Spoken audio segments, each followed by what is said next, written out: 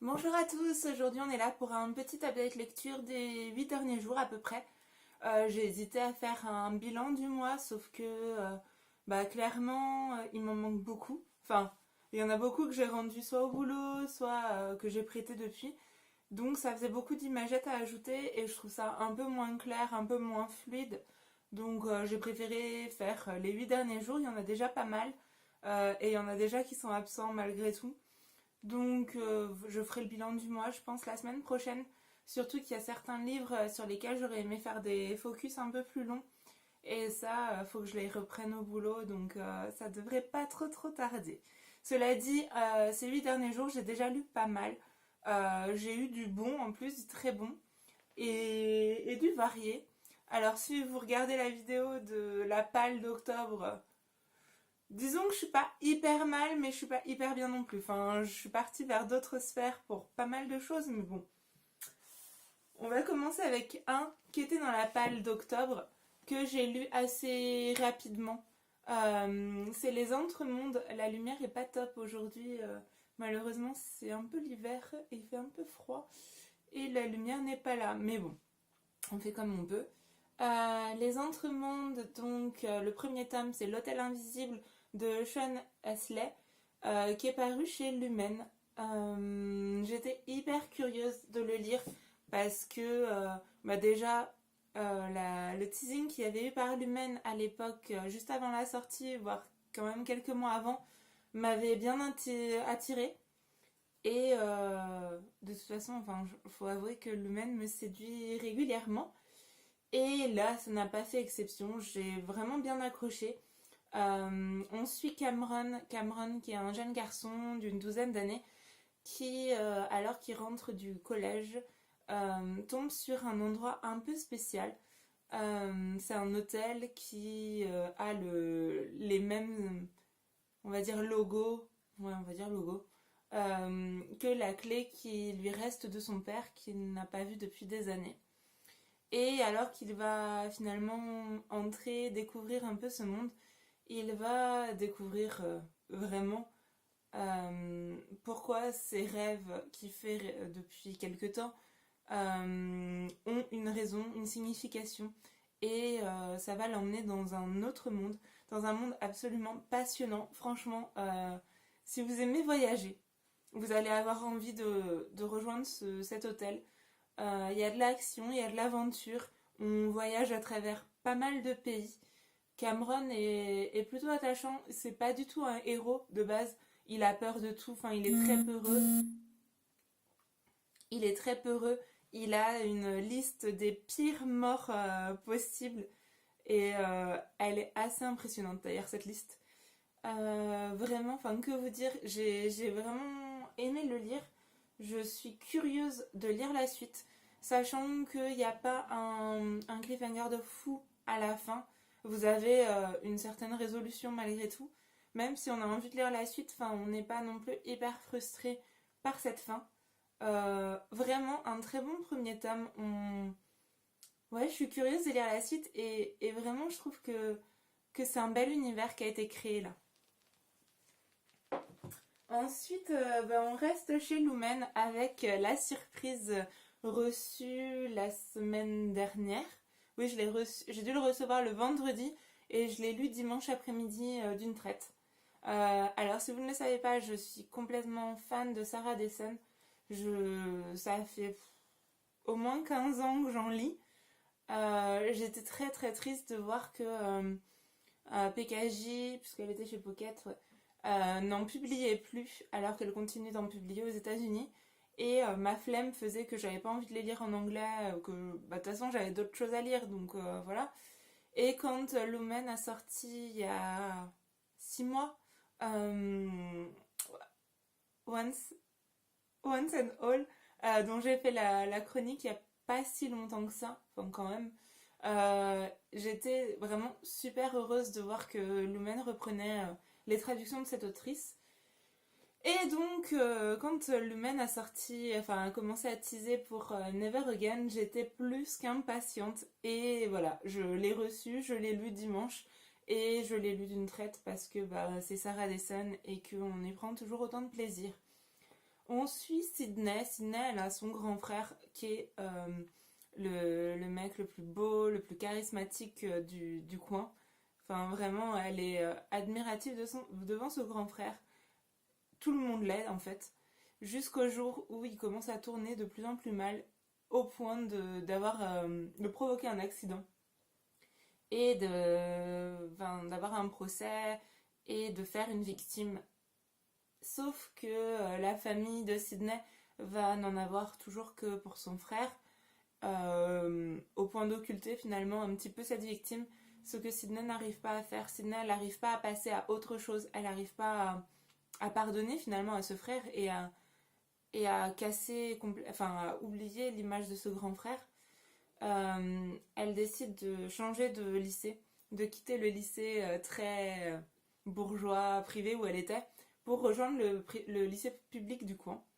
Là, elle va faire la connaissance de la famille Chatham qui va lui permettre d'avancer finalement dans sa vie. Euh, que vous dire? J'ai beaucoup aimé. Enfin, franchement, c'est pas une surprise, hein.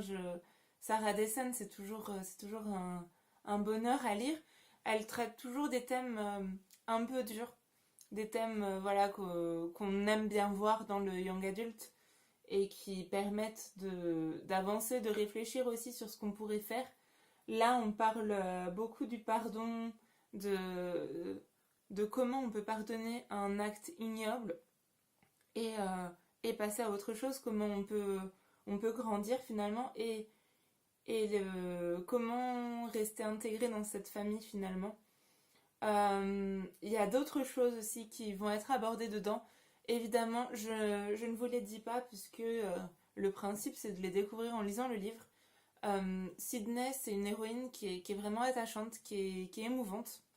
Mais surtout, euh, je ne sais plus comment elle s'appelle.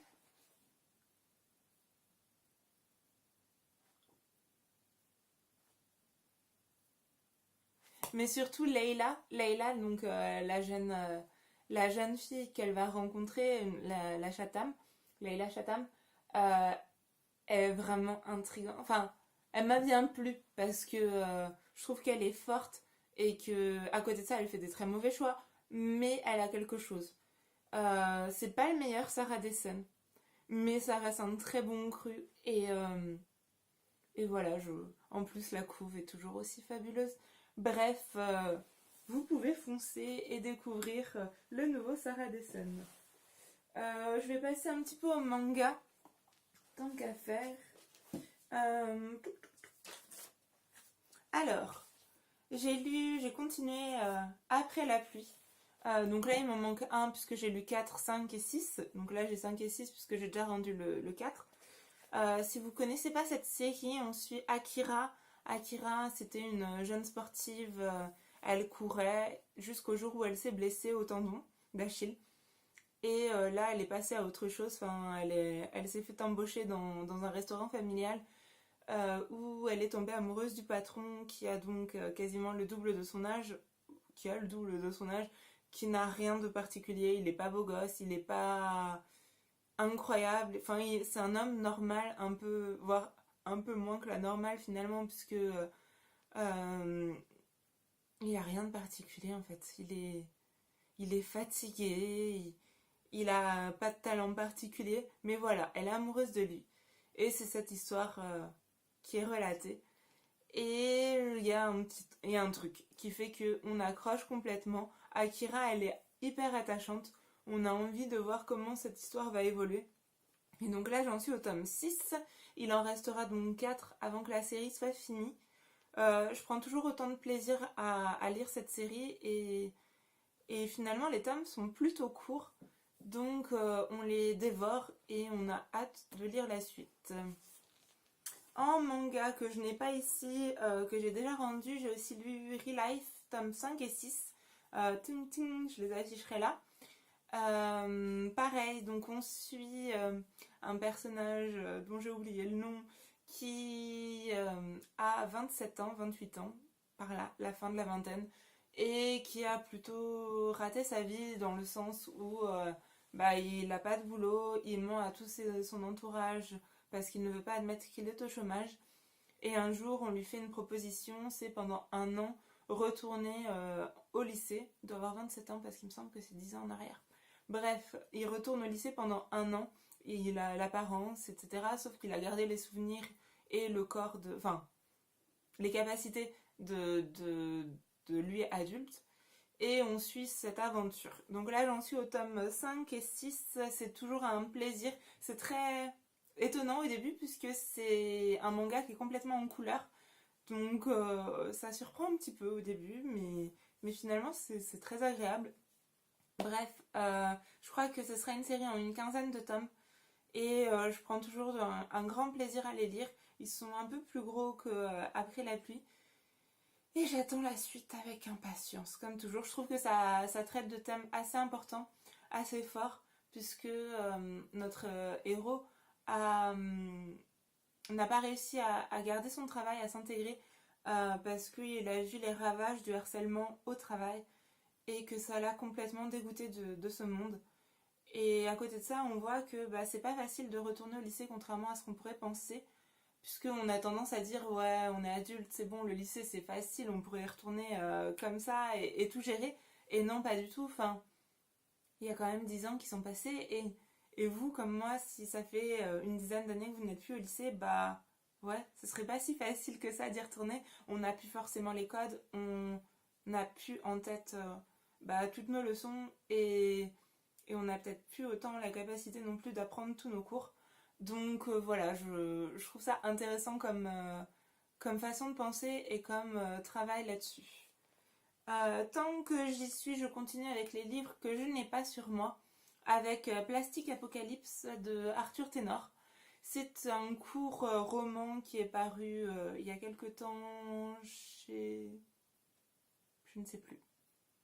Bref, qui traite de fin du monde en gros et surtout d'écologie. En fait, on suit une famille dont le père est scientifique et a inventé une nouvelle molécule qui permet de brûler instantanément voilà, les déchets, etc. Sauf que c'est une molécule qui est complètement contrôlée en fait, elle s'autodétruit à la fin, donc il n'y a aucun risque pour qu'elle se mette à brûler le monde après avoir fini sa mission. Sauf que évidemment, vous vous doutez bien que ça ne va pas se passer comme ça et que la molécule va évoluer. Et on se retrouve donc avec un problème écologique important, mondial. J'ai trouvé le thème vachement intéressant. Mêlé côté scientifique, côté environnement, écologie, etc. J'ai trouvé ça vraiment très chouette. Par contre, j'ai trouvé que c'était un peu trop manichéen, dans le sens où bah il y a les bons, il y a les méchants, il y a le... Enfin, dans la conclusion, disons que j'ai trouvé ça un peu trop facile. Je peux pas vous dire évidemment pourquoi, mais ça m'a un peu déçue. J'ai trouvé finalement que le roman était un peu court et qu'il aurait gagné à quelques pages de plus, une bonne dizaine en fait, pour développer un peu plus les thèmes et nous permettre d'aborder un peu plus bah, tout ça, toute l'évolution et surtout de développer la conclusion finalement. Donc voilà, c'est un peu dommage, mais ça reste une bonne lecture. Mais je pense qu'elle aurait pu être encore meilleure avec un développement un peu plus poussé. Je vais vous parler maintenant un petit peu de mon documentaire du moment. J'ai lu, en ce moment, je lis pas mal de docs sur tout ce qui est développement personnel, réflexion sur le monde, méditation, etc. Et donc là, j'ai lu Journal intime d'un touriste du bonheur de Jonathan Lehman. C'est celui qui fait l'application Seven Minds ou qui fait aussi le site des antisèches du bonheur. Donc c'est son témoignage finalement. Il nous raconte comment il est passé de son super job d'avocat d'affaires à quelqu'un qui s'intéresse à tout ce qui est bah, développement personnel, méditation, réflexion sur le bonheur finalement. Et c'est vachement bien parce que ça nous permet enfin, il nous permet d'aborder beaucoup de livres, de concepts qui sont très étudiés, enfin, dont on parle beaucoup. On va parler d'Ama, on va parler de, de vivre l'instant présent, enfin, vraiment de beaucoup de choses qui va vulgariser, simplifier, permettre de faire une bonne approche finalement de tout ça. Et il nous parle donc de ces 3 mois enfin de périple et surtout de la retraite spirituelle qu'il a faite avant à Vipassana, enfin une retraite Vipassana. Donc c'est une retraite où pendant une semaine on ne parle pas du tout et où on médite pendant de longues heures. C'est vachement intéressant, ça permet de réfléchir aussi un peu à sa propre histoire, à son approche personnelle du bonheur. Et vraiment, j'ai trouvé que c'était bien écrit. C'est quelque chose qui nous permet de réfléchir à notre histoire, à notre façon de vivre finalement. Et j'ai beaucoup apprécié. Pour finir, le livre que j'ai fini hier soir, enfin non, hier après-midi d'ailleurs, je l'ai lu une grande partie de la nuit d'avant. Rituel, le premier roman de ma deuxième année de team thriller Cherche Midi. Autant vous dire, pas de suspense, je pense que c'est le meilleur roman de la team qu'on ait eu à lire pour le moment. Vraiment, c'est un... Enfin, j'ai adoré. J'ai eu un peu peur avec la phrase vous avez aimé Le Silence des Agneaux, vous allez adorer Rituel. Oui, mais non, moi je suis une grande trouillarde et Le Silence des Agneaux, je l'ai vu ado. J'ai adoré ado, je crois que j'avais pas conscience de tout. Donc j'avais un peu peur. Mais toutes mes copines de la Team Love avaient déjà lu le roman et j'étais en retard par rapport à elles et me disaient que c'était génial, que du coup elles pouvaient pas en parler puisque je l'avais pas fini, mais qu'elles avaient beaucoup aimé. Et donc j'ai foncé et j'ai adoré. Vraiment, je ne peux que vous le conseiller parce que Rituel, c'est une tuerie. Et dans tous les sens du terme. On suit Sayer Alter. Score pour la prononciation. Elle est spécialiste des neurosciences. Elle travaille au FBI, elle est agente spéciale. Et elle mène à côté de ça une étude aussi neuro sur le cerveau des psychopathes, des tueurs en série.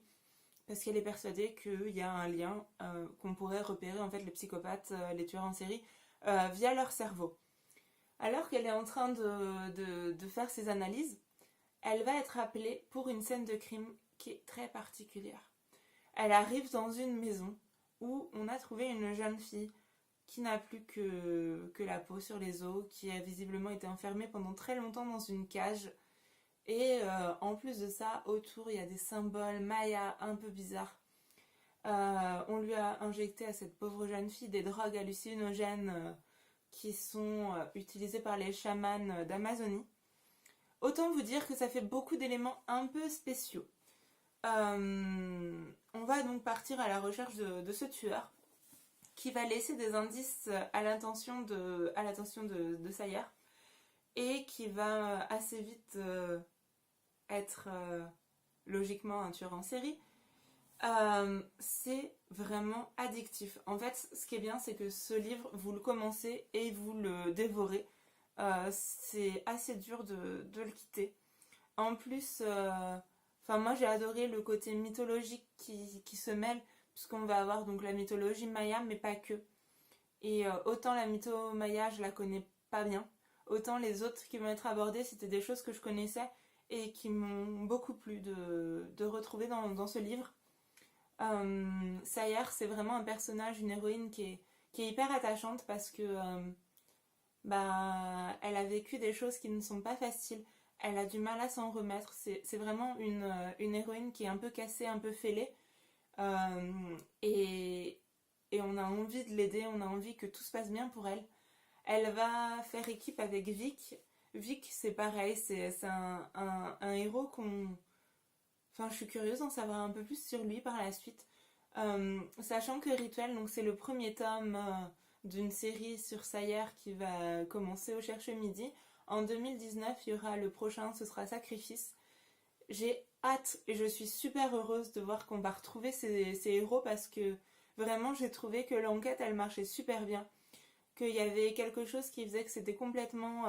voilà, on est dedans, on a envie de lire la suite. Il y a des moments qui m'ont absolument traumatisée. Vraiment, j'ai trouvé ça hyper sympa. Enfin, hyper sympa, c'est pas le mot. Euh, Enfin, j'ai trouvé qu'il y avait quelque chose, quoi. Qu'on avait du mal à le lâcher, qu'on voulait en savoir plus. Et voilà, je suis hyper curieuse de lire la suite. C'est, je pense, vraiment le meilleur qu'on ait eu de la team.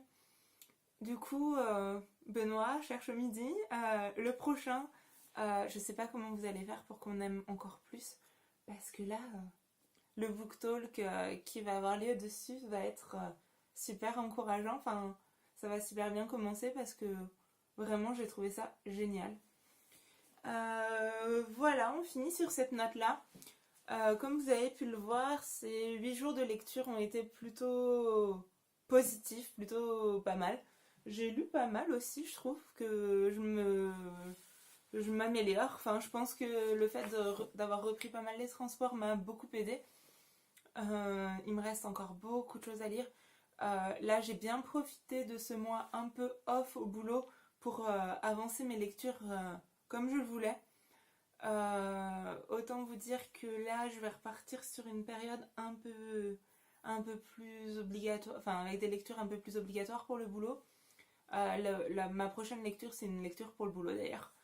Mais voilà, je vais continuer à me faire plaisir, à lire des choses que j'ai envie de lire, même si voilà, ça veut pas dire que quand je lis pour le boulot, c'est pas des choses que j'ai envie de lire, mais il y a toujours le côté un peu plus obligatoire qui fait que faut que je me presse un peu plus. La semaine prochaine, j'essaierai de faire soit un bilan, soit un focus sur un bouquin. Parce que, comme je vous disais au début de la vidéo, il y en a plusieurs qui méritent vraiment un focus. Voilà, j'espère que tout ça vous aura plu, que je vous aurai donné envie de lire certains des livres que j'ai pu lire. Et si vous en avez lu certains, n'hésitez pas à me dire ce que vous en avez pensé, si vous les avez aimés, etc. Et voilà, moi je vous dis bonne semaine, bonne lecture, et j'espère que on se revoit la semaine prochaine.